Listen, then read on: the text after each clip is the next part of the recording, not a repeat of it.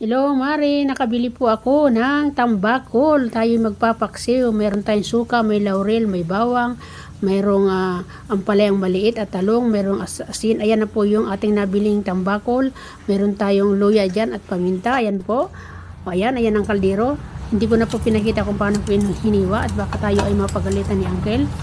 Ayan, kinakamada ko na po yung laurel, saka sibuyas na puti, luya. Ikakamada natin siya dyan. Ayan na po yung ulo ng tambakol. Yan, tagi-isa namin dahil tatlo kami. Ayan po siya. Ayusin lang natin ang pagkakamada. Ayan, nilagay ko na po yung mga ibang natitira na mga bawang at luya sa itaas, may bawang sa ilalim at may bawang sa baba.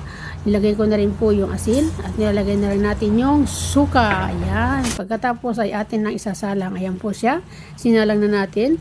Nag-add po ako ng ampalaya 2 piraso at saka talong. Yan, ilagay ko na po siya.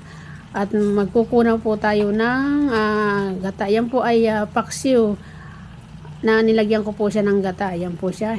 Inad na natin yung gata para po sumarap naman siya. Hindi lang puro manok, puro ganito ang ating lutuin. Yan, ayun po siya. Magluto din tayo paminsan-minsan ng isda. Marami pong salamat sa inyo everyone. Thank you so much po kung saan po kayo nakapanood. Palike lang and follow for more, and love lang sa atin. Share the love and spread the love lang po. Maraming salamat. God bless everyone. Bye bye. Thank you so much. Salamat.